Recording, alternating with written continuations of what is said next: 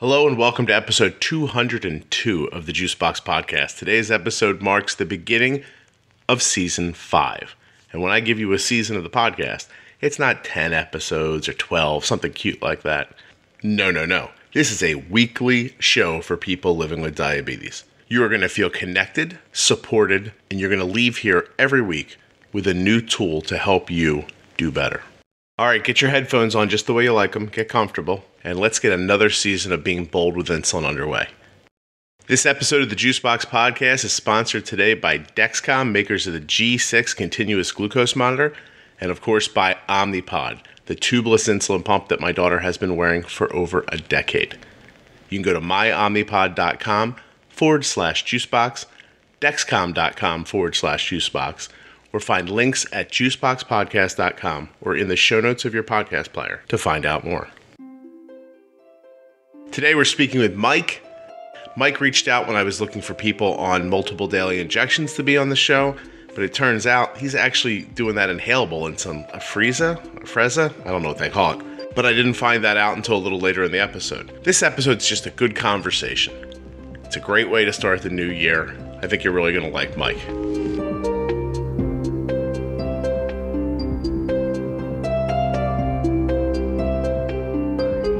Please remember that nothing you hear on the Juicebox Podcast should be considered advice, medical or otherwise, and to always consult a physician before making changes to your medical plan.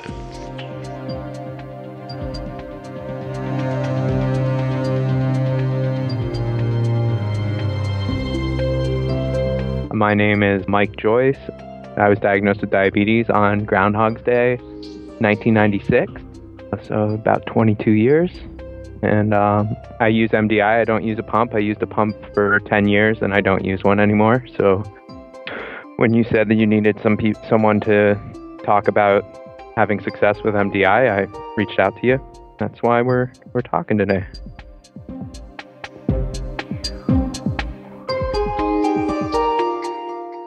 The movie Groundhog Day came out in 93, so you just missed by 3 years an actual perfect thing. As imperfectly. Well, I've been reliving the day for the last 22 years. There had to have been some irony. Somebody in the hospital must have looked at you and said, "This is gonna follow you around for a while." Yeah. So in 96, how old were you? I'm sorry. I was 9 years old. Oh, okay. Well, you didn't really see the humor in it then, I would imagine. No, I tried to. I did. I had seen that movie. Okay. At least with my parents. So I grew up with, we joked about it in the family for the whole time. So you at 9 years old in 96 are diagnosed. That's pump time. People talked about pumps with you, right? They may have been discussed. My first endo wasn't very keen on pumps, especially with really active children, which I don't know. He was really great when I was first diagnosed, and we had to end up changing endos when I was ready for a pump. I didn't really like the idea of something attached to me. Right. Initially. And then I went to diabetes camp and saw people with pumps, and I was like, oh my God, I have to have one. And so I got one right around 99, 2000. Okay. I know I had it going into high school, and I know I tried it in middle school. Like I demoed the 50. I know I lost you there, Mike. You demoed the what? I'm sorry, you cut out. Sorry, I was getting a phone call. I demoed the 507C in 8th grade, and then by high school I was on the 508 mini med. What's the last time you were pumping? What year was the last time you had one? I went off the pump in 2010. Okay. So they're fairly, the whole thing's incredibly interesting because I find that no matter where you fall into something, like that's sort of your, obviously your beginning of your understanding of it. And if you come in with a doctor who's like, you don't want to pump, or if you have a doctor who's like, you definitely want to pump, you kind of get swept up in what's around you a little bit. Plus the technology at this point, I mean, when you stopped using a pump, are any of them still available? I wouldn't even know, but they've probably mostly changed over by now. Yeah, they've changed quite a bit, I think, since 2000. I was using the Paradigm in 2010 when I went off the pump, and I mainly went off because I graduated college during the recession, and I couldn't find a job with benefits that would cover a pump.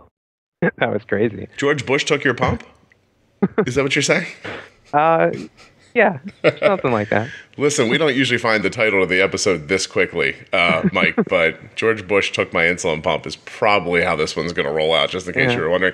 No, so that's interesting. So you get out of college, you're on your own, you're like a big, an adult, but an adult with a bunch of bills and probably not a great job to start out with. And it just wasn't in the cards for you to be able to afford that.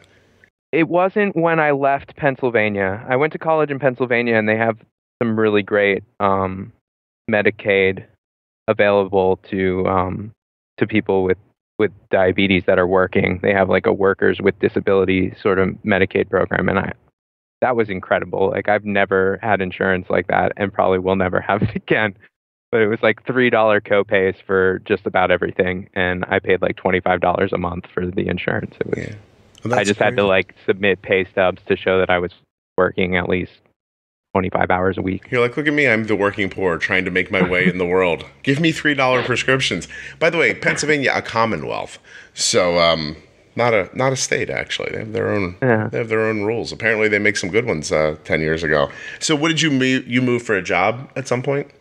I moved for to get out of the college town that I was kind of stuck in. My parents had moved down to Florida while I was in college, and I didn't really want to do that. So my girlfriend at the time was moving to work on a farm for like a summer in Montana.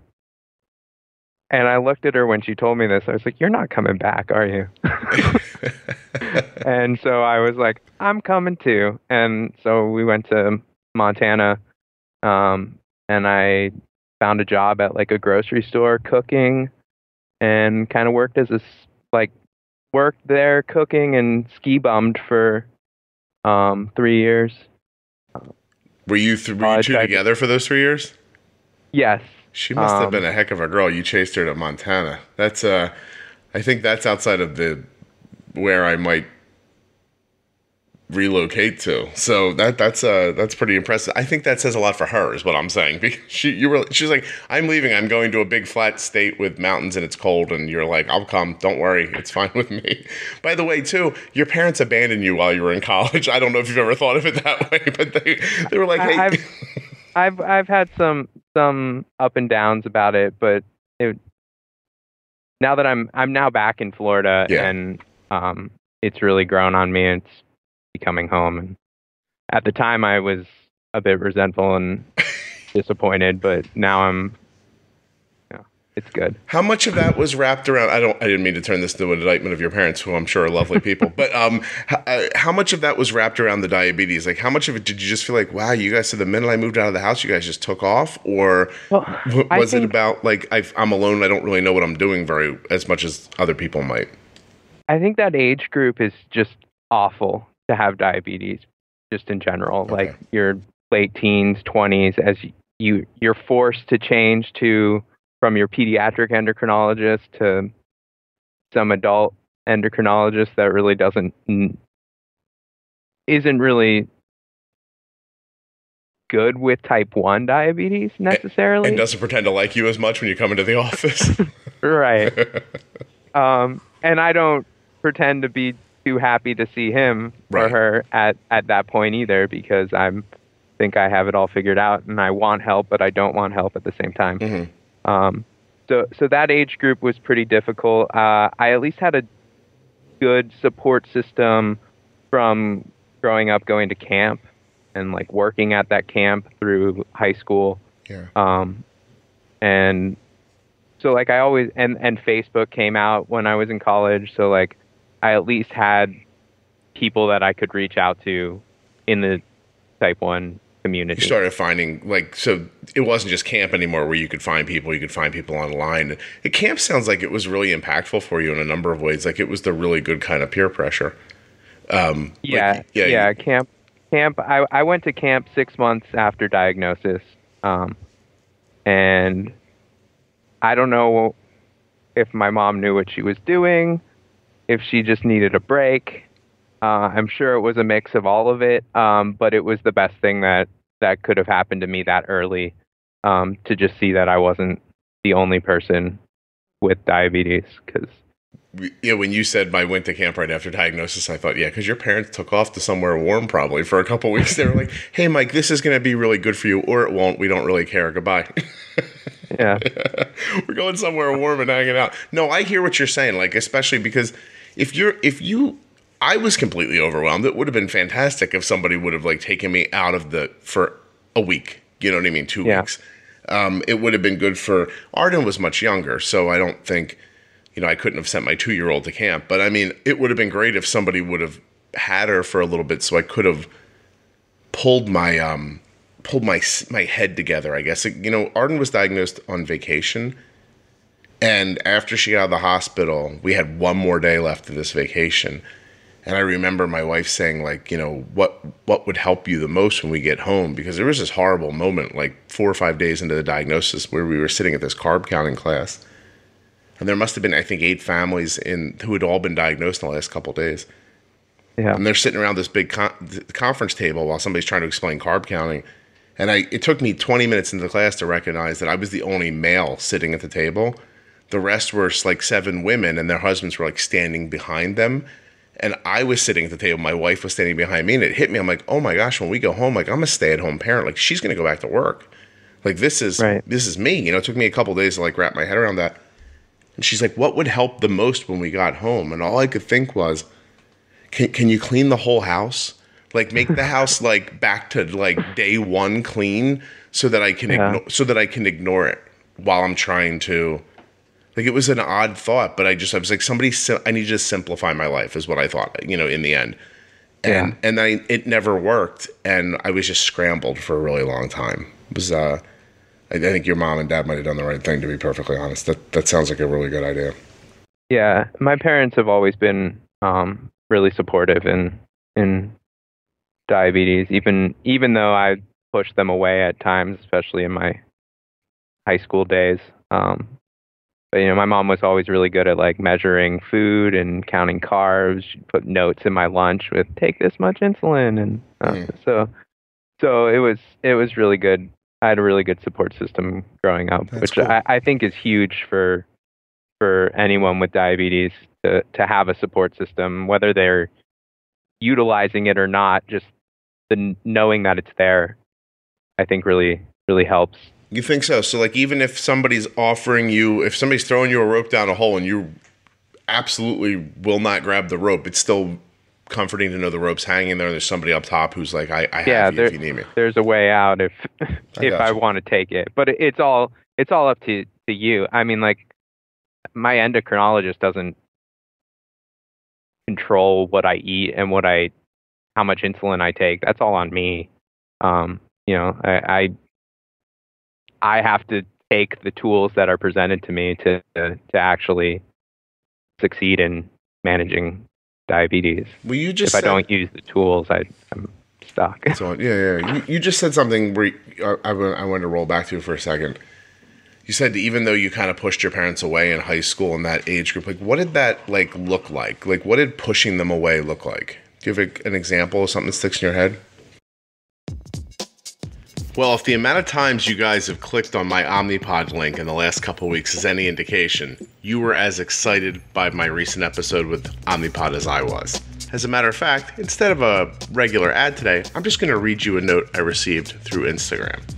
I got an opportunity to switch over to the Omnipod for free, and I took it. I was unsure about it at first, but after listening to your podcast and my friend using one for a while, I made the switch. OMG, so much better than my old Medtronic pump. The feeling of not having to worry about tubes or my pump falling off my pants when I go to the bathroom is amazing freedom.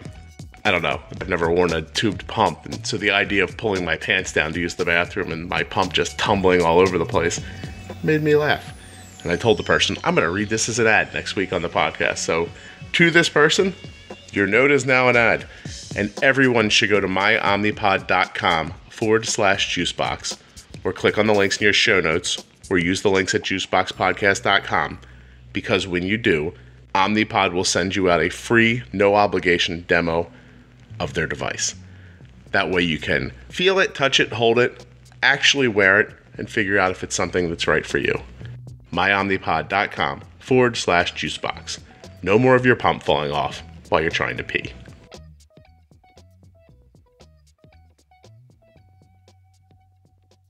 What did pushing them away look like? When I got the pump, it was my mom's not extremely technical, like tech savvy. Mm-hmm. So I started pretty much self-managing at that point. She would help, measure food and count carbs and, do the calculation. Yeah. Since she was preparing most of the food, it was easier for her to calculate carbs and stuff. Right. Yeah. But when it came to like the emotional side of diabetes, I didn't really want them in it anymore. Like, it was kind of just like, I think it may have been because I found peers my own age. Like, as much as caregivers are super helpful and super supportive, it's not permanent for them. Like, eventually they can get away, they can get a break from it. And, so I think in that age time, I was getting kind of angry about how permanent this was going to be, mm-hmm. and how on my own I was with it. So like, I wanted to figure out how to do it on my own because I knew my parents weren't always going to be there. So pushing them away is more like creating your own kind of private space where you can figure it out for yourself. Yeah, but probably not doing it in the most positive manner because I was 14, 15, 16 years old. and angry too. Like, I mean, that's what you're describing, right? As anger. Like, you're like, wow, this is, because when you're a kid, everything feels like temporary, I think, like, and permanent at the same time. It's an interesting way to think. Like, you can't imagine something different, but yet your life changes constantly. And so you can't imagine that this thing's going to stay with you you can't imagine anything's going to stay forever. And at the same time, it's a weird space to be in because you don't have the perspective, I guess, that you need to really understand time. Like, I remember the first time I signed a car loan, I thought, I'm not going to be alive in 4 years. Like, 4 years, seemed like a million years, you know? Yeah. And at the same time, I found it kind of like telling and like interesting but sad, like the idea that you as a mid-teen at some point thought, oh wow, this isn't going to go away, like I've got this forever. And that's just got to be, I don't know, that's got to be incredibly impactful at that age. And that did it spin you out of control a little bit, or how did you handle it? I don't know. The 20s were tough. That's where it hit you. I think that's more where it hit me. And high school is tough because like you're around a bunch of people who can mindlessly eat all the time. Like, I can't really mindlessly eat. I can. It just doesn't really bode well 2 hours later. Like, it's just I don't know. I've always, I guess, kind of had a detachment in a way from peers because of how aware of life's impermanence I was at a young age. Do you just feel different? Like, does it? Yeah, it gives you that feeling. It was different, but it's hard, but like not different because, you know, on the surface I look totally normal and healthy and fine. So I think that's where diabetes becomes really difficult, is the hidden nature of the illness. Because you can almost forget for hours at a time that you have diabetes and not think about it. Right. And then all of a sudden someone says, hey, look, I brought cookies to soccer. And you're like, oh my God. You know, waving your hands at your parents, you know, or you know, you're in college and you know, you've had your day planned out so nicely and your blood sugar's really going along with what you want. And then all of a sudden it's 3:00 in the afternoon, everybody's done class, and someone says, we're going to go for pizza. And you're like, oh, I wasn't planning on that. And then it puts that whole like thought into your head. Like, if I go, what if I mess up the insulin, then my blood sugar is going to be high all night. I got other things to do. I have to study. I have to do this. I'm supposed to go out again. Like, it flips you right back into that mindset of I have diabetes again. Right. Yeah. It's interesting how it's like, it's gone and then it's all of a sudden back. Yeah. And it everything else pauses while you think about diabetes. Right. It takes you out of like the now. Yeah. Yeah, no, absolutely. Yeah, for people who say I live in the moment, like the moment gets frozen and everything stops. And then you're like, I said something to Arden the other day. We were going into school or something. And I said, hey, you know what? You're going to need to bolus before you now, like you need to bolus now. And she's like, oh, I'm going to be late. And I thought, I don't care. Like, I don't care if you're late. I care if this insulin doesn't go in now. It was interesting because with my other kid, if I needed them anything to do, I'd be like, get in there before you're late. Hurry up. Like it's interesting how you stop caring about things you care about because there's a precedence scale, and diabetes always sort of rolls to the top of that ladder. Yeah, it's something else. Well, because if my numbers aren't good, it's very hard for me to be present for life either. Yeah. Like if I don't do actions now to correct something that hasn't even happened yet, thanks to CGM technology, but like if I don't take action on what I'm seeing on trends, like it's too late. Right. And then reality pauses in a different way when your blood sugar's 190 and you don't feel good. Or right. No. So I think you've just said that diabetes is rather unfair. And so do you find, so you listen to the podcast, I gleaned that from the note you sent me when you asked, that you wanted to be on. Obviously it's the only way you'd know that I was looking for people, but, and even though you're doing injections, do you still do kind of how we talk here? Like, are you bumping your blood sugar around, not letting it get out of range as much as possible? Because you said you had a CGM. Yeah, I like what you say about being bold with insulin. I feel like there's two types of diabetics from my experience. Mm-hmm. There's the ones that are like super fearful of lows and the ones that are super fearful of the highs. And I'm the latter. Like I don't want to go high ever. So I'm always, my doctor sometimes doesn't like how aggressive I can treat blood sugars, but I also have some insulin resistance, so sometimes I have to be a little harder on some of my corrections. Yeah. What does the doctor seem not to like? I don't know. Is it just an overall vibe you get? Because Mike, the reason I ask is because so many people contact me privately and say, hey, my A1C went way down. I'm so excited to go to my endo. My kid's A1C went way down. I'm so excited. They get to the endo, the endo yells at them. And, the endo says it's too low. Yeah, because the endo can't imagine that they did it properly, I think is why. Yeah. Yeah. But is that is it just an overall pressure? Without their help.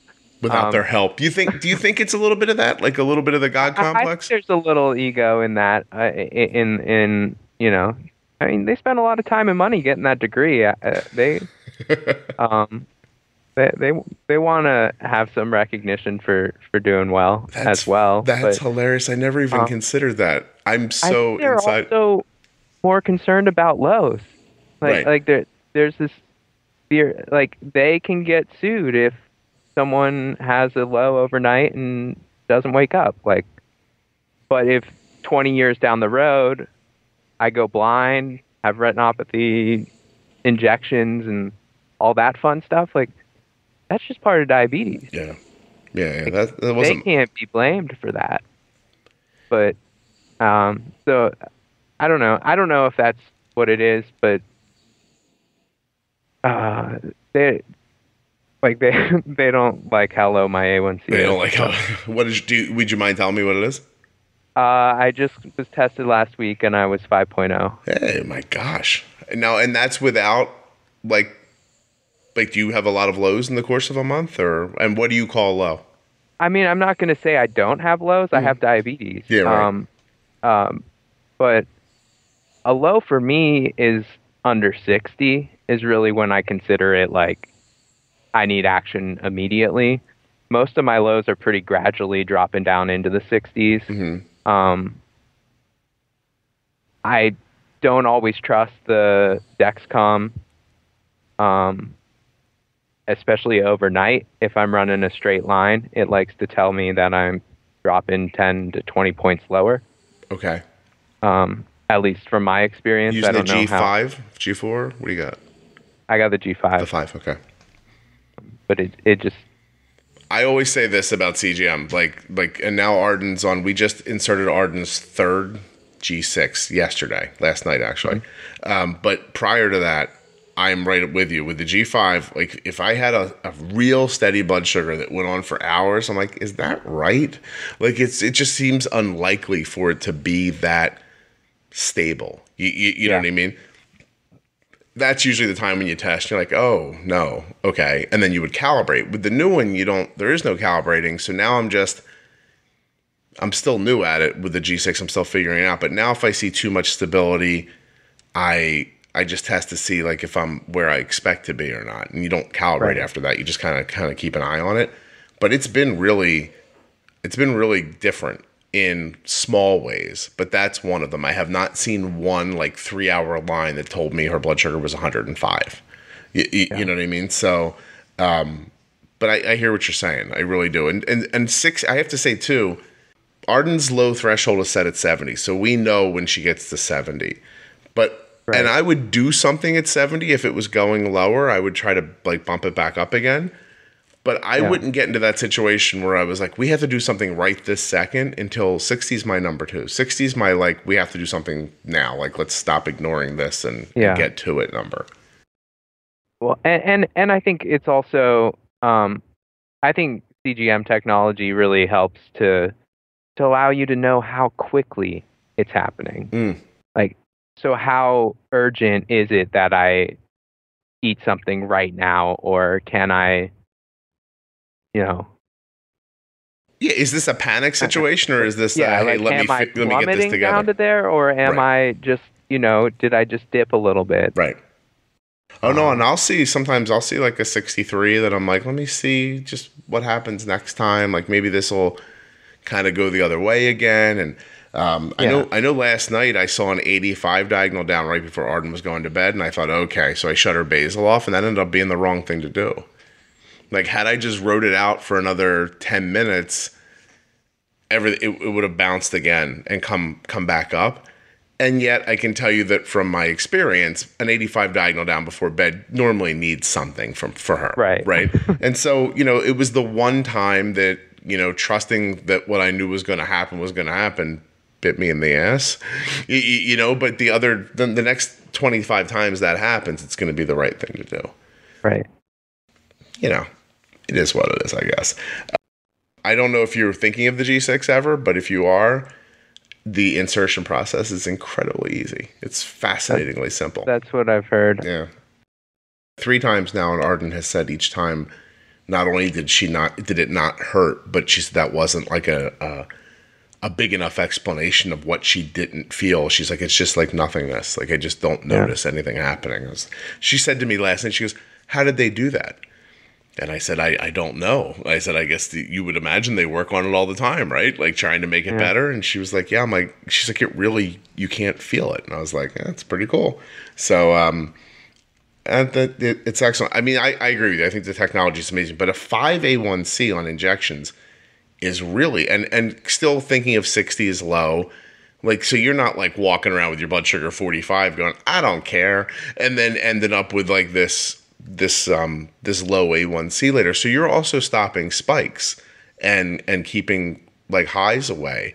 So do you find yourself, do you inject multiple times through a meal, or do you have it worked out to some sort of magic, or do you have a diet that you know how it kind of works? What's your plan?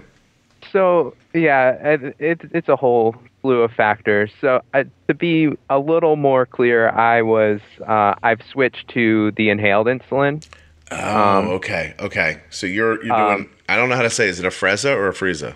It's I'm pretty sure the company calls it a Freza, but just about everyone else calls it a Frieza. So the inhalable but insulin. I switched to that about 8 months ago, maybe 9 months now. But my last A1C on injections was 5.6. Still, So yeah. And I look a lot at standard deviation with my CGM data, and that the difference. So then when I switched to Afrezza, my A1C went down to 4.9. My standard deviation at the 5.6 was about 40, 45. And then with Afrezza, it's down to about 20. Okay. And so I will say that, I mean, when it came out, I was like, that seems really amazing. It's the concept of having my kid put something in their lungs like that throws me off, which is, so what's your experience been so far with it? I think it's totally changed insulin. It's taken the, like you talk a lot about pre-bolusing, which is what I had to do to, before I ever found the podcast. But when I got the CGM, I could see I just think CGM is so important for everyone, pump or not, because you can see how long it takes insulin to start working in your body, which allows you to decide when is the right time to bolus for the food that you're going to eat. But with that said, Afrezza starts working so fast that like I start eating and then I'm like, oh yeah, I should take some of this, and then I take it, and then like it works within 3 dots on my Dexcom to start actually lowering my blood sugar. Okay. And whereas with Novolog, it was taken almost 50 minutes. Yeah. So, yeah, that's where the pre-bolusing comes in, because you're trying to find the balance between the time and the food. And so, is it in cartridges? Is it a mist when you inhale it? Is it like a powder? Like, what is it like? It's a powder. It's a powder. And they're in little cartridges. They have 4-unit, 8-unit, and 12-unit.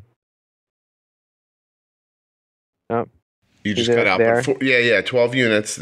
So 4, 8, and 12 units, and then so there's no like partial, like you take whatever's in the cartridge. You can break them open and split them up, which I have done, but the units aren't really comparable. I think one reason the company is struggling is because the units don't match unit for unit to injected. Okay. So it's the same word, but it's meaningless, and there's no comparison really with how you think of it. I find a 4-unit dose is like my correction dose, and it works as like 1 unit, maybe 1.5. Okay. Whereas the 8 units are like a 5-unit dose. Okay. Maybe 6. So how do you use inhalable insulin? Like if your blood sugar goes to 130 and it sits there, how do you get your blood sugar back down again? Like you just do the 4-unit one and it doesn't go too far, or how does it work? Yeah, I would take a 4-unit dose. It's out of my system in 2 hours at the most. I see it pretty much done working in an hour and a half. So like it's hard to stack, which is good, because I as I said, I can be a little aggressive with my corrections. Right. So like if I take a dose of the 4 and inhale that at say 130, it may move, it might not. But within 30 minutes, I know if that was enough or not, and then I can do another correction if I need it. I see. Which is kind of how I injected too. Maybe not in 30 minutes, but you know, if in an hour and a half I was still at the same point, like you were doing something about it again. I needed to bump it a little bit more. So what's the real bonus? Is it really cut down spikes, or like, because you're not getting big numbers at all, so you're not spiking? Yeah, much. when I see it start to curve up, I can take like an 8-unit dose, and you can see the intensity of a curve and stop it. And because its onset is so quick, it can literally I'll start spiking up and then like flatlines. And then it might start coming up again and I'll have to take another dose. But like, it's amazing what it does to to some of my Dexcom lines. Yeah. Like just it's how it almost like literally stops it. When you're talking about it, it makes me like imagine in my head like there's a button that says like a magic button that says like more or insulin. Like, do you know what I mean? Like you're like, going up button, a little more push, and then it's like it's interesting because it's and the action time being so quick and yet the life being so short makes you feel like you can use it every time you need it, and you're not worrying about like all this. So you don't ever have a situation where 6 hours later your blood sugar's 30 and you can't get it to go up. No, that doesn't happen with that. Okay. No. And are you taking a slow really acting? Important. Yeah, of course. Yeah. Yeah, I'm taking Tresiba. I just switched to Tresiba about 3 months ago, and it's totally the greatest thing that's ever happened. A lot of people say it's really good. Yeah. Yeah, like I have flat lines overnight, which I never had with Lantus or Levemir. Like I used to struggle with a lot of 4 a.m. lows with Lantus, and it doesn't happen anymore. Yeah, no, I've heard nothing but good things about Tresiba for a while, actually. Some people, obviously, it doesn't work for everybody or something like that. But, overall, like the positive vibe from it, I think, seems pretty consistent. Yeah. Okay, so you're huffing insulin. Yep. And is it, how about I know you've only been doing it for 8 months, but is there a feeling, like, do you feel it in your chest? Like, do you ever feel like heavy or like I don't know. I have literally no idea. These are just my unfounded fears. No, I've recently gotten into running quite a bit. I've been running some 10Ks and a lot of 5Ks, and I don't have any issue with breathing. Okay. Because of it. Oh, yeah, I play soccer a couple times a week. It's there's a lot of fear there, and reasonably. Yeah. Do you worry about it? Like, do you say to yourself, "Okay, this has only been 8 months," because there's not much long-term study on it. So, like, do you ever think about that, or what's your mindset around it? It's been on the market for almost 4 years now, and I did smoke when I was in college. So I have some concerns about it because of that. But at the same time, like, there's the trade-off of better control or a fear of something that isn't currently. Like, may or may not happen. I mean, I also have fears of losing limbs and I have other fears going blind, but that's not happening currently. So, but you also if that happens, like, yeah, you would think it's just the price. Yeah, the price of doing business, right? Like, it's just what I wanted to. Well, you live in Florida too. You could be carried off by a gator and then a boa constrictor, and that gator could fight for your carcass. Like, I mean, you don't know what could happen. There's so many old people and doctors that can handle cancer that if you get you're like, if I get cancer, I'm in Florida. I'm in the best place for it. I'm in absolutely the best place to have cancer. Florida, the best place to have cancer. You don't ever see that on a sign as you're driving in. It should be. It should be. It's terrible. Okay, so that's that's really interesting. You've been doing it for 8 months. You feel, as you were talking, I realized with a Dexcom, you're wearing a Dexcom CGM and using an inhalable insulin.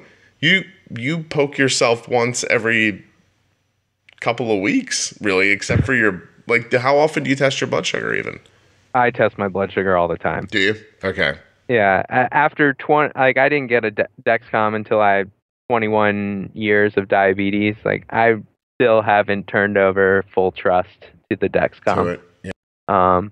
And especially, like, because I try to keep a really tight range, like, I try to stay around the mid 80s all day long. So, like, check it and make sure you're where you think you are.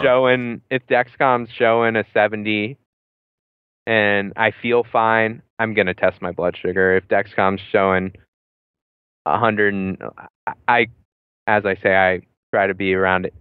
I correct at like 110. Oh, sure.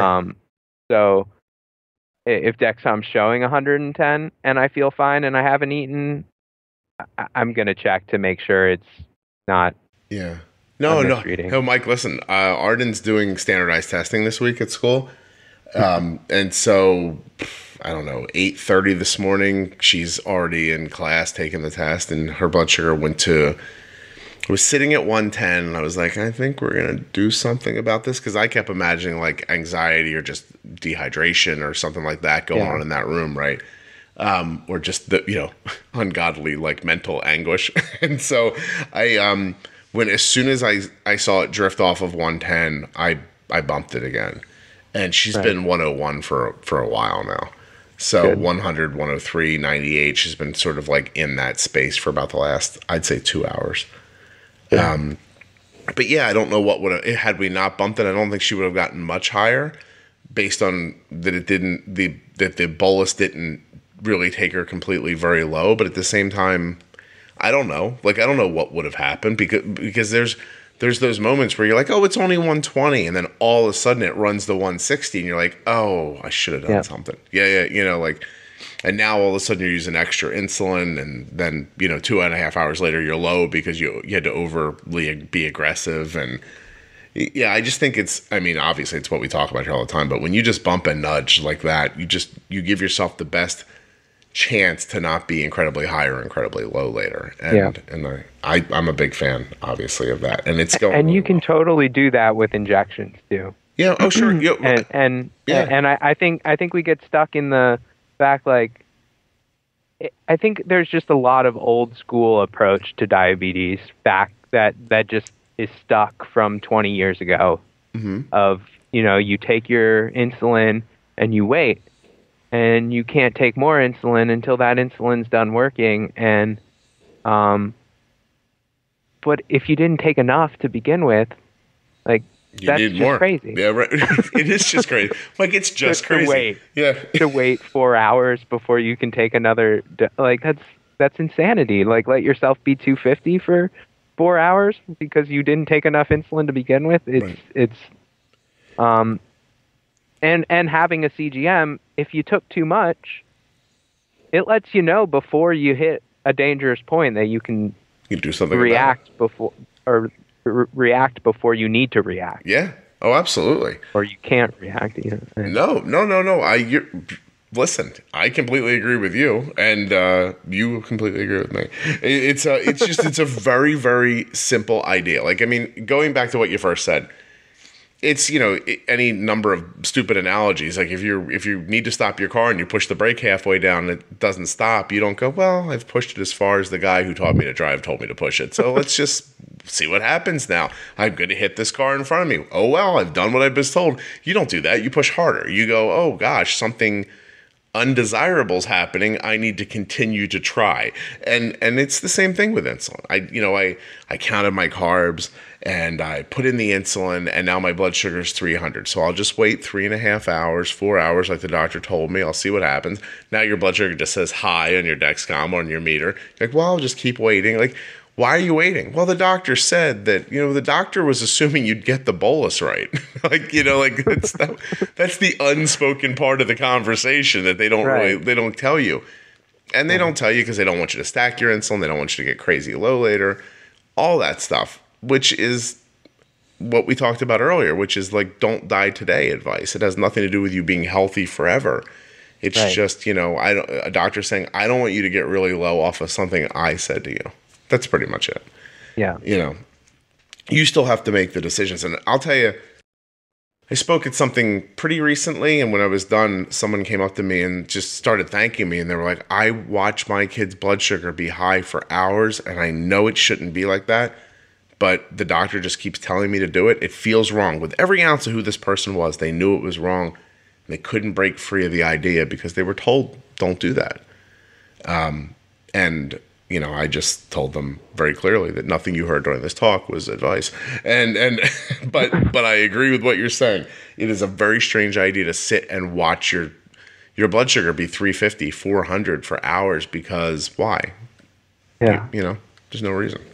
I think we also get hung up on carbs too, as like the only influencer on our blood sugar. Mm-hmm. And I've switched to an extremely low carb diet, which helps for my standard deviation quite a bit. But I still have to take insulin for protein, and like vegetables have some carbs in them. But but it's amazing how much like I was never told that protein can affect my blood sugar, or fat, like how much fat slow down digestion, so that like if I pre-bolus too aggressively for, say, pizza, you can end up really low. Why am I going low an hour after eating pizza, and then I'm high for 4 hours afterwards if you're lucky, right?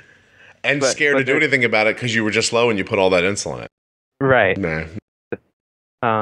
So that's again, the Dexcom is, or any CGM in general is going to be helpful because you can actually see the bigger picture. Yeah.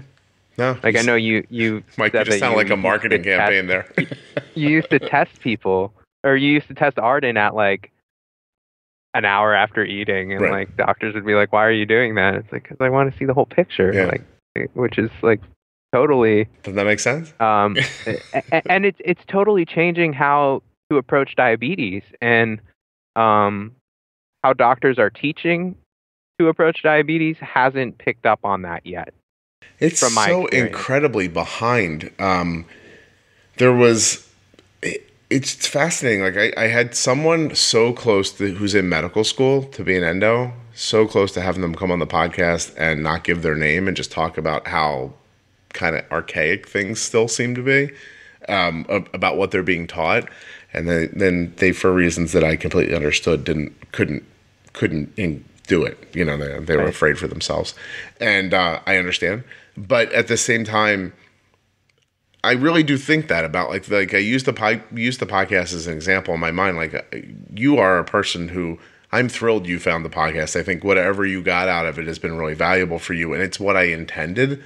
But this is just going to happen over and over and over again ad nauseum forever if people keep churning out new diabetics who think things like count my carbs, put in the insulin, wait 4 hours, like that kind of thing. Like until this becomes the norm for how people talk about it at the diagnosis side, it's not going to change. And it's tough because you're fighting. I was in a room with a lot of people who have diabetes this weekend. And I guess by the time your episode goes up, it'll be a long time ago. But I was at a blogger summit put on by Novo Nordisk. And it was mainly wrapped around insulin pricing. But what I saw when I was in the room is there were some people in there who had diabetes for 40 years. And no matter what, they're using the new technology. They understand things exactly the way you understand them. But when they stop to talk about it, everything they talk about is they're scared. Like somebody made them scared 40 years ago, and it's their default right now today. Yeah. And so until generations of scared people, I hate to talk about it like this, but move through the disease and stop being impactful in the space, you're still going to always be fighting with these ideas. Like, well, give yourself more insulin if your blood sugar's high. Well, you have to be careful. Well, why do you have to be careful? You're using a Dexcom, that's care. Isn't that being careful? Like you have a CGM on. I would say that's being careful. If you look at it. Yeah, right. Pay attention to it. You have insulin that works incredibly more efficiently than the insulin that you were using when you were 8 years old, 40 years ago, and scared. It's a different world. You're applying old rules to a completely new game. Right. They almost don't. Having diabetes with a CGM and an insulin pump has nothing. It almost has no relationship to having diabetes on MPH and regular. Like they're almost a completely different thing. Yeah. Besides the fact that your blood sugar can get high and your blood sugar can get low. I mean, other than that, the process is completely changed. Yeah. But good luck having that conversation in front of somebody who has rightfully been scared most of their life about something and can't shake that feeling. You know what I mean? Like that's the human piece of it, and why the teaching won't change more quickly, because people are still, Listen, I said to Sean Busby 2 weeks ago, I don't go in the ocean because I can't get eaten by a shark in the ocean. Where does that come from? Well, when I was 5, my parents let me see Jaws. What a bad idea that was, right? Right? Like, so listen, I go in the ocean, don't get me wrong. But my point is that when I'm in there, there's part of me is like, this is how I die. Like this is, and it's just some long lasting childish fear that's rooted in nothing. Sometimes I think you guys will think I'm just making this stuff up, but I'm not. 10 minutes ago while I was editing, Arden texted me from school.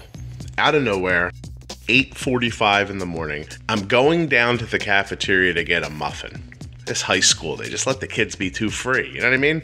Back in the day, you sat in your class. Today, it's, hey, I have a minute. Can I go get a muffin? So, okay. I say, how big's the muffin? I don't know. It's big. I said, okay, well, bolus a half a unit now. Go get the muffin. Text me again when you know which one you have. I start getting the, hello, I'm here. I have the muffin, blah, blah, blah.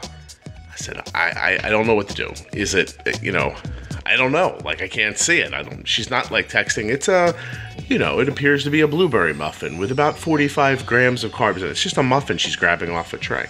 So I looked at her blood sugar, which, by the way, was 102 and steady. And I said, all right, let's just give it a whirl here. Let's do 5 units in total.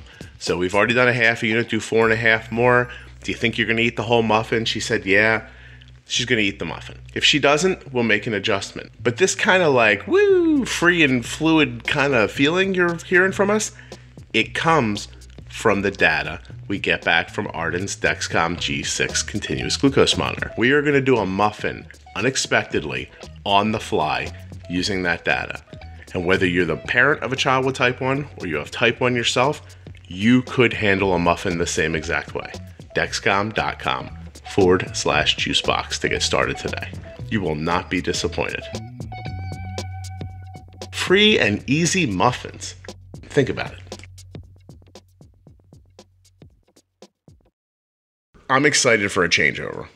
That's what I'm saying. Yeah, me too. Me too. I'm just excited to see Well, I see a lot of doctors just be like, "Oh, you're struggling to have control of your diabetes. Here, get an insulin pump."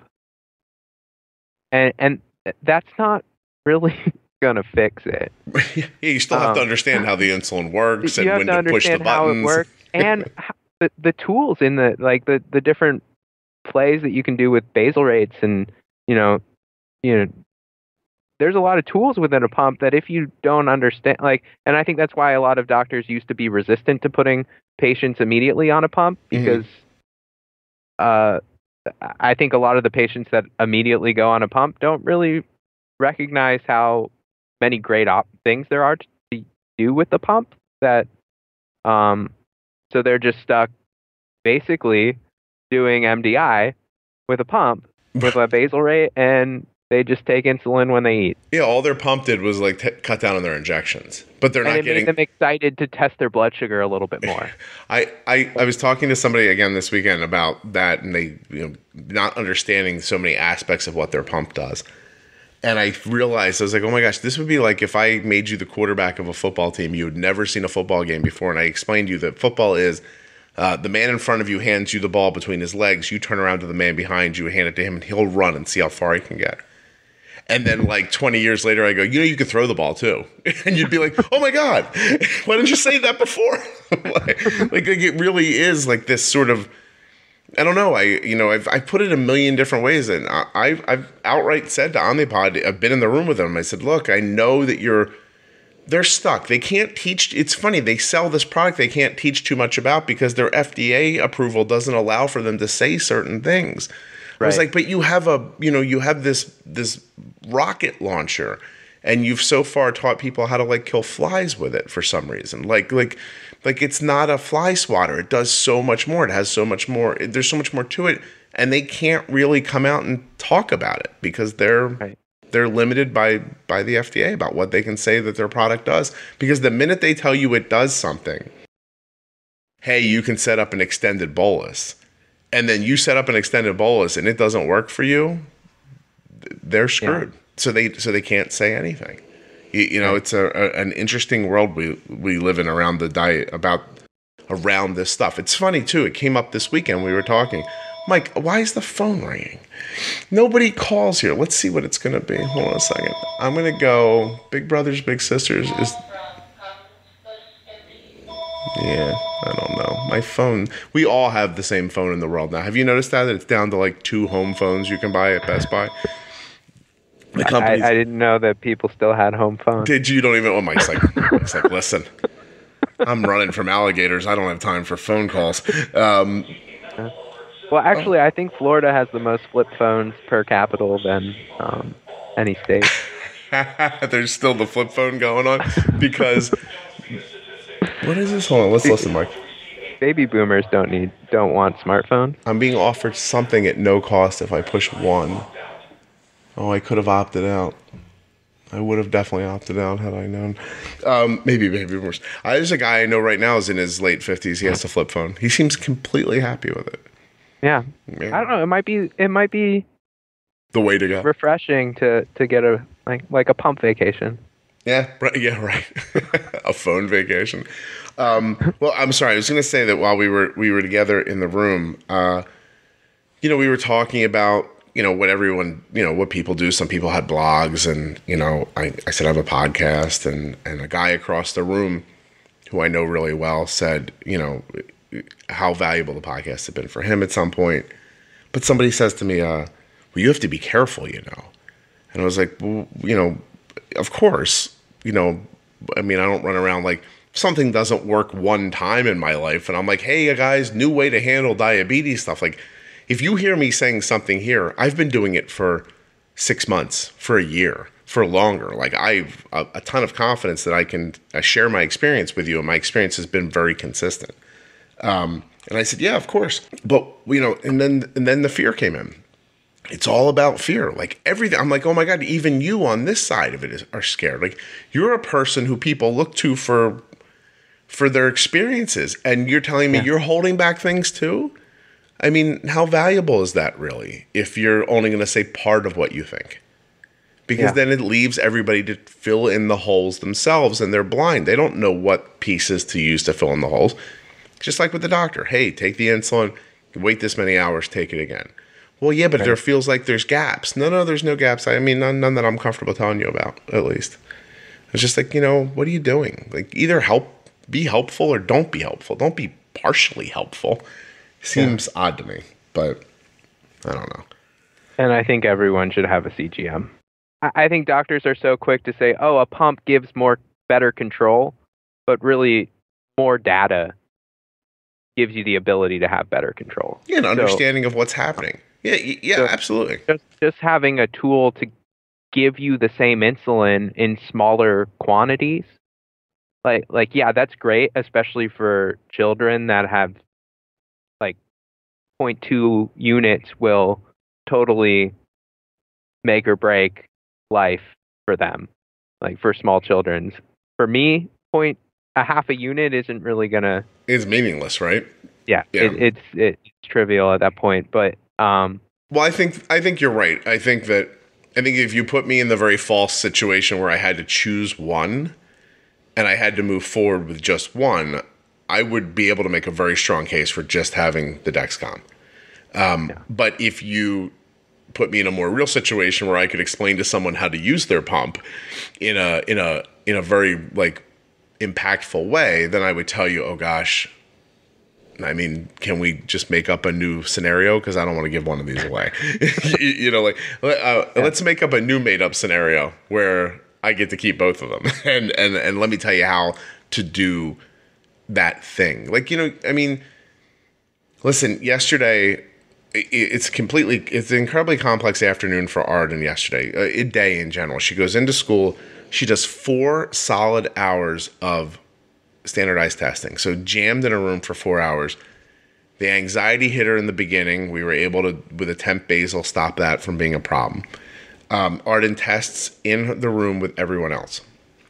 So even though this has nothing to do with this episode, no one will ever hear this. I'm really very, very proud of. I was pulled aside by an administrator the other day who said that because of how I pushed to allow Arden to have contact with me about her diabetes while she was doing standardized testing without making her leave the room with everybody else, She said it is now possible for children in New Jersey to do what Arden's doing. And she's like, I swear to you, she goes, I'm not. The woman's like, I don't spend a lot of time telling parents that they've changed the system. She's like, but you did. She's like, there's possibilities that exist now that have never existed before for how kids can take standardized testing in New Jersey, which was really cool. So Arden, I didn't know that. I grew up in New Jersey, and I took standardized testing with everyone else. Well, you did it before cell phones. So now the state is very concerned that my 13-year-old will be very worried about a math equation, so much so that she'll go on the internet and cheat about it or take a picture of it and share it with somebody else. So Arden had been relegated to an office with a teacher she never met before. So when it was time for testing, Arden had to walk down to guidance or to a conference room, sit down by herself in the room for 4 hours with another person in there who proxied the test for her. And that person sat there and stared at her. And if she had to stop for her diabetes related to it, should they stop the clock? There was all this stuff that happened. The first thing I was able to do was to talk them into, okay, look, let the proxy hold Arden's phone. I'll waive my rights to HIPAA. I don't care what you hear about Arden's diabetes. So if I text her and I say, hey, you need insulin, or hey, drink a juice, the proxy can then stop the clock real quick, hand the phone to Arden, watch her use the phone, do her diabetes thing, get right back to the test, instead of having to take these big breaks and all this stuff, which was really cool. Yeah. But about 2 years ago, 2.5 years ago, Arden came to me and she's like, I hate going to a room by myself to take those tests. I just want to stay in the room with everybody else. So I began the process of telling them, look, why can't we just continue to do what we're doing, but she's in the room with everybody else? And, all the standard BS came up. Well, things beep, and that's not fair to other kids. And I'm like, I don't care. And it's not fair that my kid has diabetes. So what are we talking about exactly? Like, it's fine. These kids have been in class with her for years. I've never once gotten a note from someone, dear Scott, your daughter's beeping is causing my son to have a low grade in math. Like, this has never happened. You know what I mean? Like, it's another one of these false flag things that people worry about because their little brains make up a problem before they even know if there's a problem. They hear something. Right. This is their knee-jerk reaction to it. We're human. We're wired to believe that what we think is right. And like, see, this is going to be a problem. Like, hey, we haven't even tried it yet. How do you know? Yeah. And so I got them to go to the state. We had to petition the state. We had to write these letters and do all this junk that was not fun. And finally, that's how it works now. So right now, Arden's in standardized testing. She'll be out in a little bit, and her phone is with the proxy. And so I was able to bump Arden's blood sugar this morning via the proxy, basically. So the test never stopped. Arden didn't have to do anything.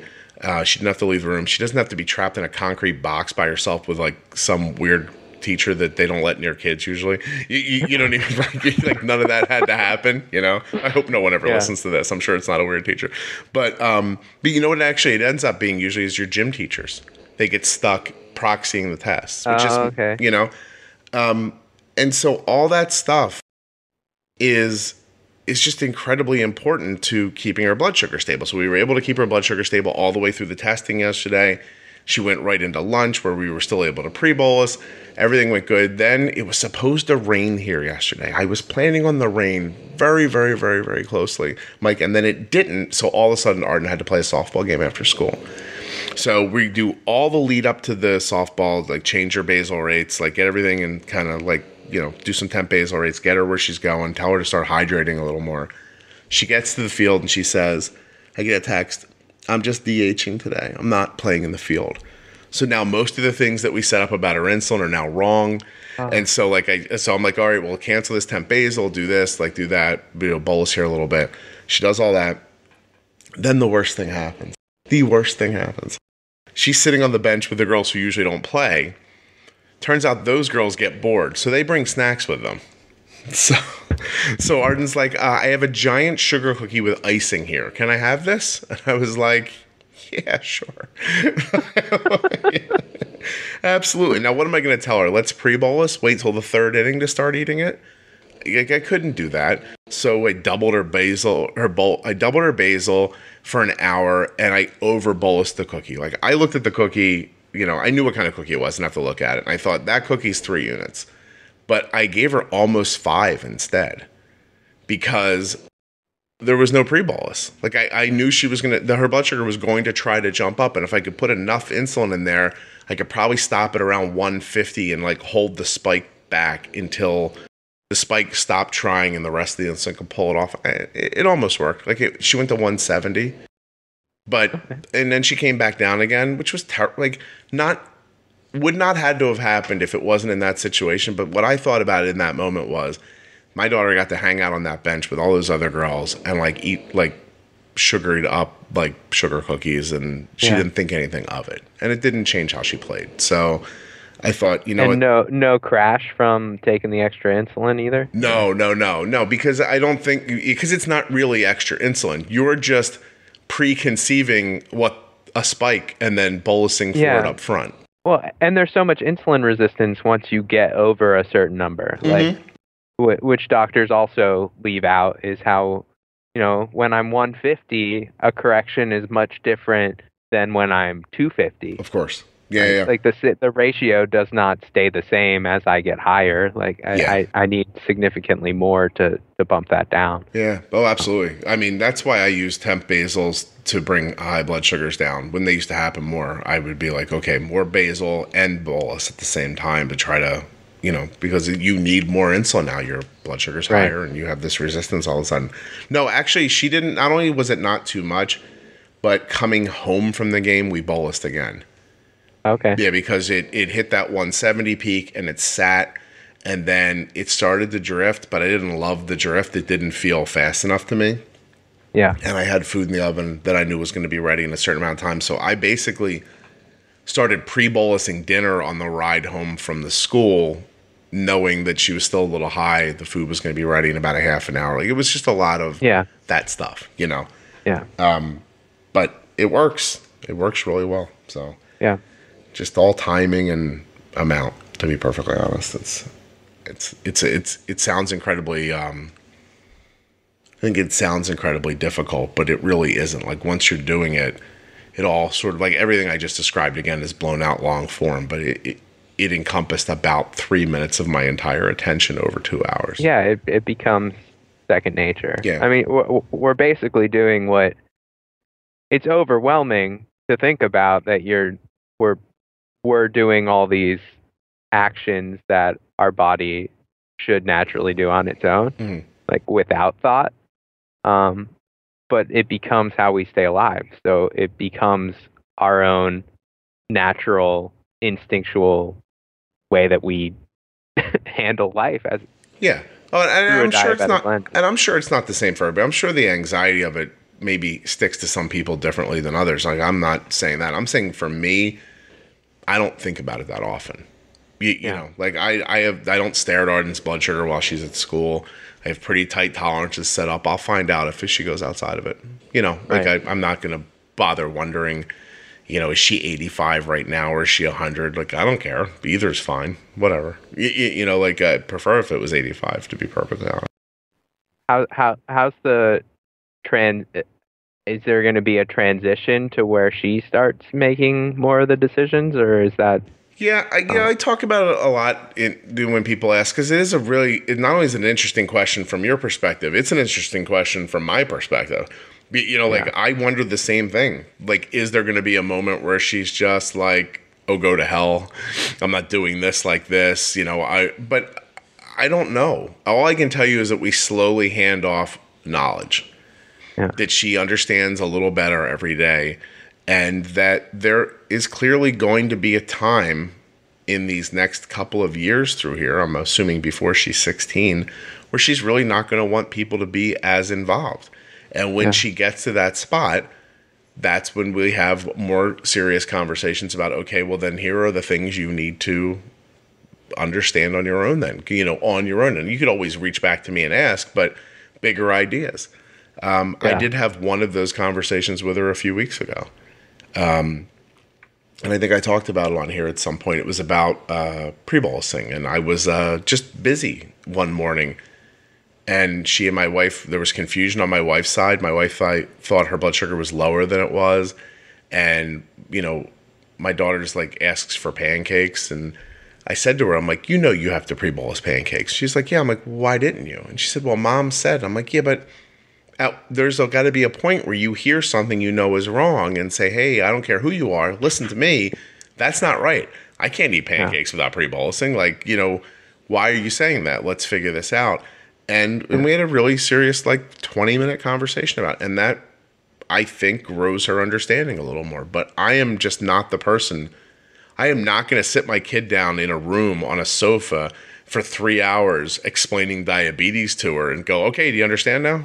Doesn't make any sense to me. Well, and you also, I like the relationship with, I mean, I don't have kids, but I was a kid. And if every conversation I had ever had with my parents was about diabetes, you'd be mortified. It would make me really hate diabetes. And and really start to not enjoy the relationship with my parents. And right. I've been working as a youth ambassador, a coordinator for the youth ambassador program down here in Sarasota's for JDRF. JDRF. Okay.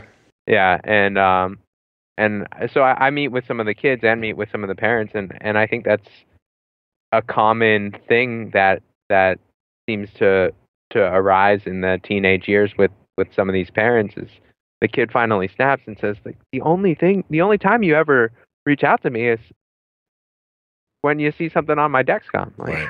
Yeah, it's a horrible feeling. Do you I'm diabetes. And I have the same problem sometimes too with parents. It's just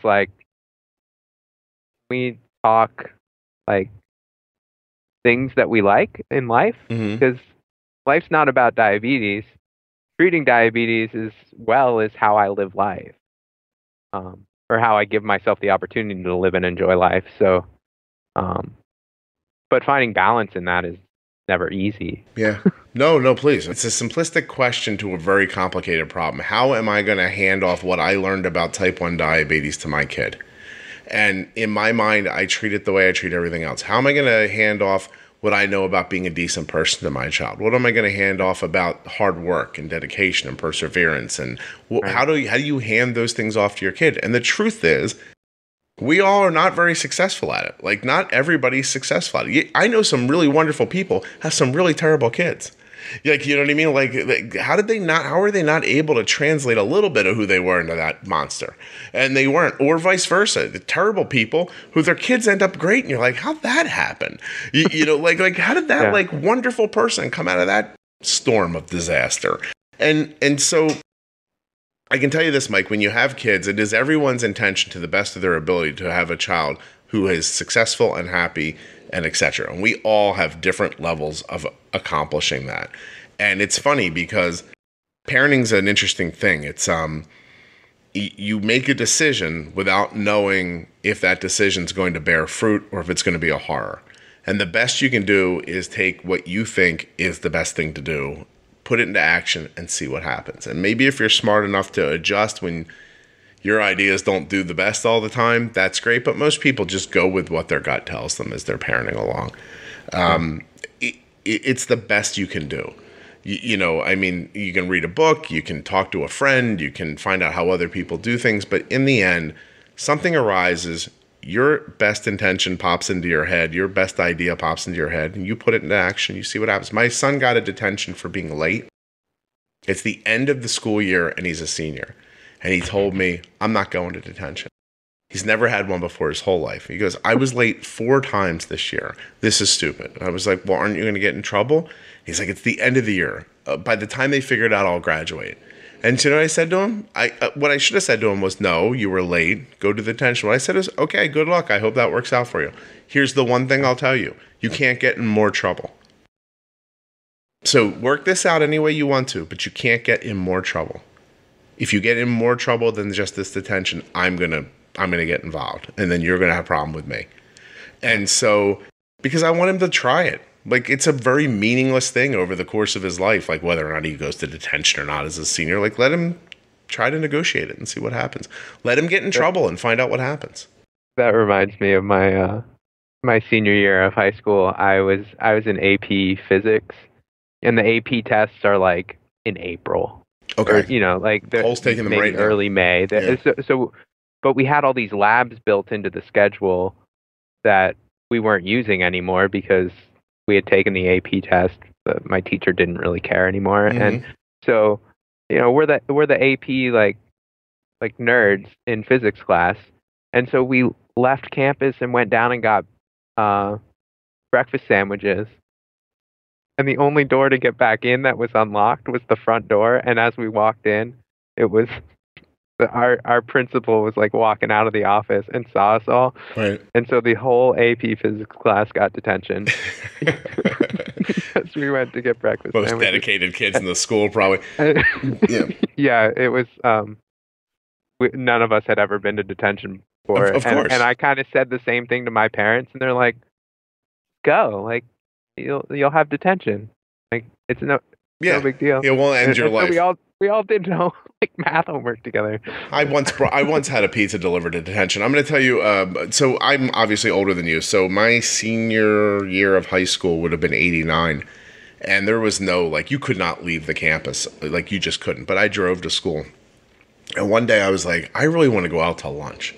So it wasn't like now, like my son has to key card in and out of the school and all this stuff. I walked out the back door, I wandered into the parking lot, I got in my car and I drove away and I had lunch. I came back in, I parked my car and I went back in and I went to class. I wasn't late. I didn't miss anything, but it was completely against the rules. A number of hours later, I'm in a class and the phone rings and the guy says to me, "Hey, you have to go see the principal, but the one who's in charge of bad stuff, not the happy principal. The principal is in charge of getting you in trouble for things." Yeah. So I assumed I knew what this was about. I went down to the principal's office, knocked on the door, went in, sat down. I said, "Hello, how are you?" And he's like, "Good. Listen, your truck was seen leaving the school premises at 12 o'clock. And without missing a beat, Mike, I went, "My truck got stolen?"